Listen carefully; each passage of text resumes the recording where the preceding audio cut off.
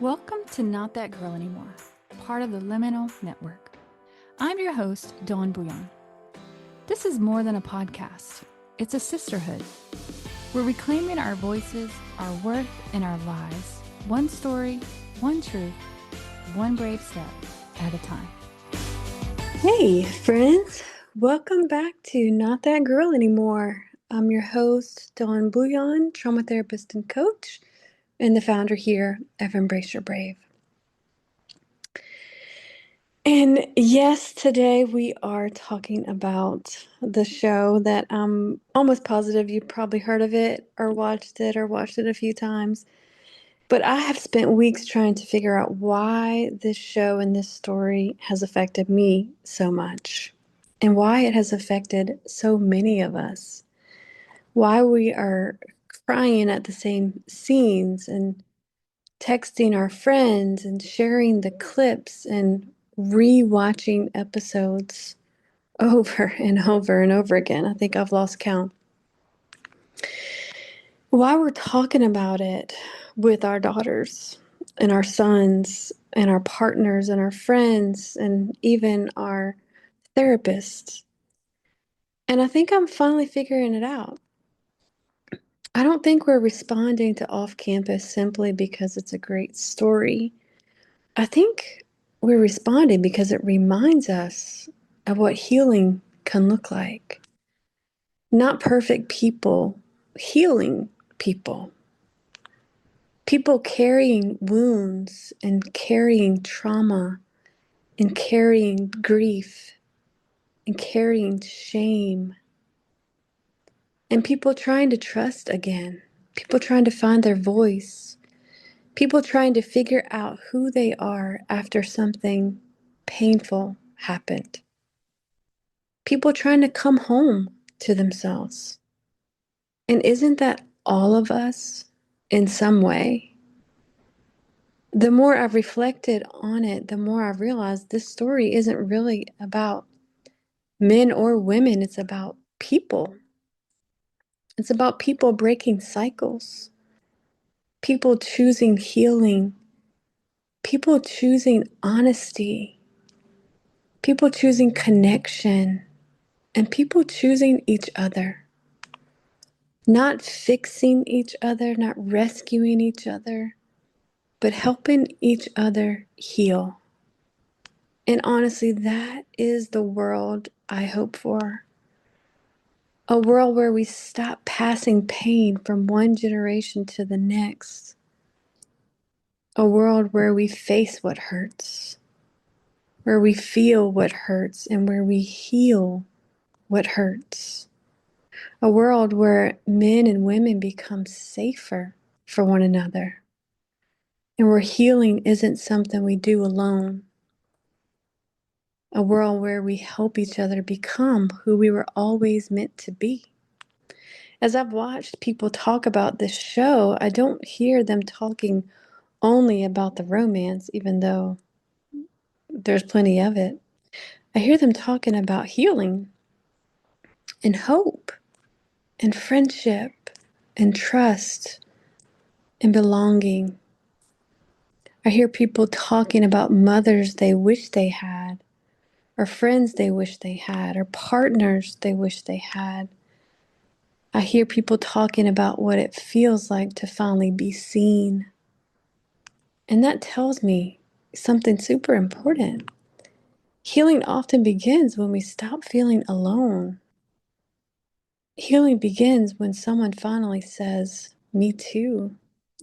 One of the things that touched me most personally was watching the story open conversations with my own daughters. Conversations about trust, about consent, about healthy relationships, about trauma, about sexuality, and what it means to be loved well. And honestly, I'm so grateful for that because many of us grew up hearing a lot about what not to do, but we didn't always learn what healthy looked like, what trust looks like, what emotional safety looks like, what mutual respect looks like. and what healthy intimacy looks like. What I appreciate about the story is that it offers another possibility, not perfection, but possibility. A possibility that healing exists, the possibility that healthy relationships exist, the possibility that people can grow and change, the possibility that we can become more than what happened to us. One scene that stayed with me was the conversation between Hannah and her mom. I've watched so many people talk about that scene and say, wow, I wish I had a mom like that. And when I watched it, I had a different reaction because I thought, wow, I do have a mom like that. That is my mom. That's exactly what my mom would have said. That's exactly how she would have responded. And I just felt incredibly grateful for that. But I also found myself grieving for people who didn't have that. Because healing isn't only grieving what happened, sometimes it's grieving what didn't happen. The comfort you deserved but didn't receive, the protection you deserved but didn't receive, the parent you deserved but didn't receive. And if that's part of your story, I want you to know I see you and I care. And I want you to know there is hope because healing relationships can still be found through friendships, through mentors, through therapists, through support groups and safe communities, through people who help us remember who we are. And speaking of safe people, can we talk about the friendships for a minute? Because if you've listened to this podcast before, you've heard me say, we are wounded in relationships and we are healed in relationships. And this story understands that. People show up, people care, people stay, people fight for one another, people help each other heal. And honestly, I think that's one of the most beautiful things about it. As a trauma therapist, I was also struck by how trauma informed this story feels. It doesn't pretend trauma doesn't exist. It doesn't shy away from the pain. Sexual assault, addiction, family dysfunction, abuse, panic attacks, shame, fear, loss. It's all there. Garrett is carrying the wounds of an abusive father. Other characters are navigating addiction in their families or carrying trauma and shame and grief and fear. The story doesn't avoid those realities. It looks at them honestly. And then it asks, like, now what? Do we repeat this cycle? Do we numb it? Do we run from it? Or do we face it? Do we feel it? Do we heal it? And I think that's why so many of us are responding so strongly, not because we see ourselves only in the pain, but because we see ourselves in the possibility of healing. We see people learning to trust again, finding safety again, finding their voice again, discovering they are not broken. And honestly, I think one of the reasons so many people have responded so strongly to some of the intimacy scenes isn't just because they were sexual, it's because they were healing. What many of us saw wasn't just attraction, we saw trust, safety, patience, care, respect. We saw people whose experiences mattered, people whose healing mattered, people whose comfort mattered. And for many viewers, that represented a new possibility, not just for relationships, for healing. And can we talk about the men for a second? Because I don't think people are responding simply because they're attractive. And yes, they are very attractive. Attractive people have been all over TV forever. But what feels different is the care, it's the respect, the emotional intelligence, the conversations about trust and safety. Honestly, it felt like a completely different version of locker room talk, one that prioritized caring for people well. And I found myself thinking, more of that, please.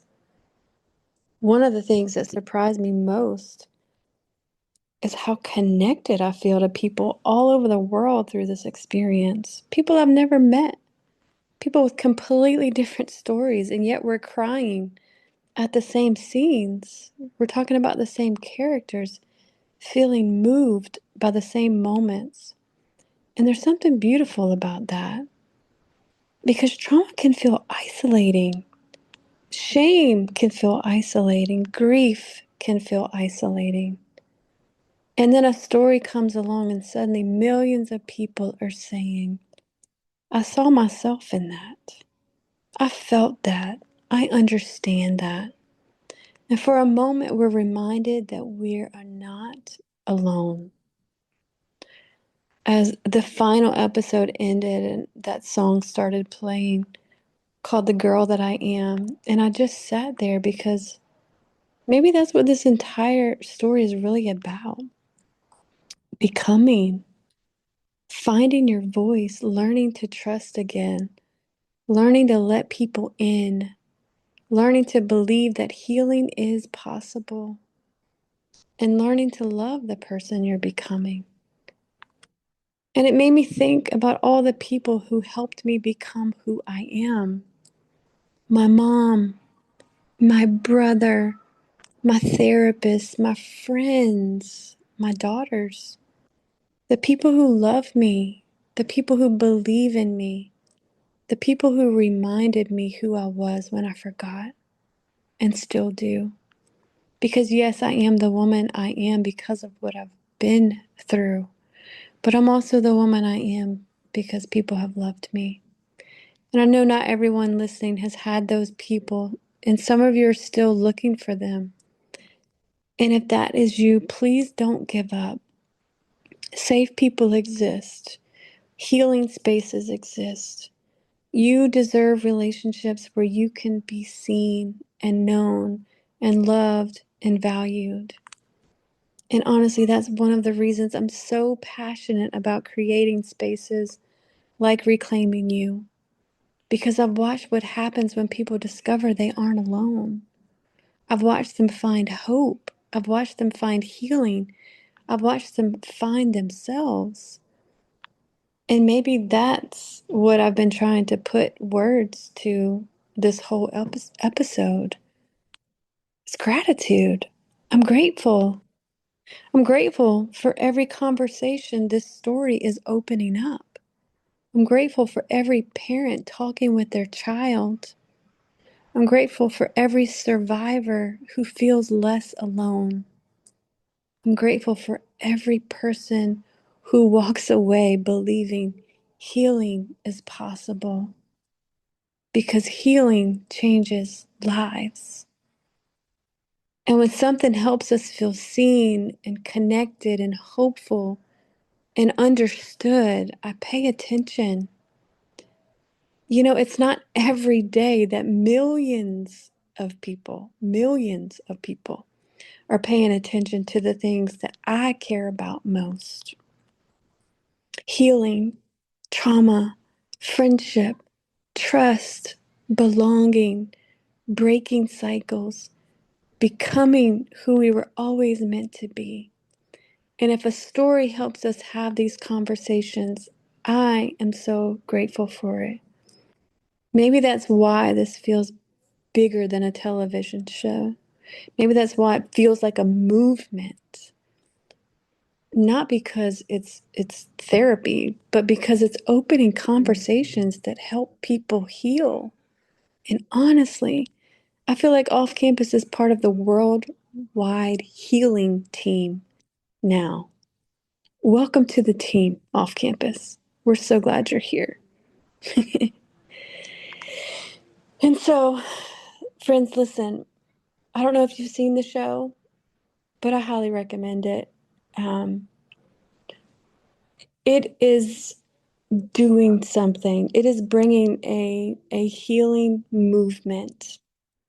And I invite you into that space because this show has moved me so much and just opened up so many things in me. We probably will talk about this a few more times, but if you haven't seen it yet, check it out. See what you come away with. But until then, remember you matter. Your story matters. Your voice matters. Your pain matters. Your dreams matter. And you're not that girl anymore. Hey, friend, just a quick note. I am a licensed therapist, but this podcast isn't therapy. It's not meant to diagnose or treat anything. It's here to offer you support, encouragement, and real conversation.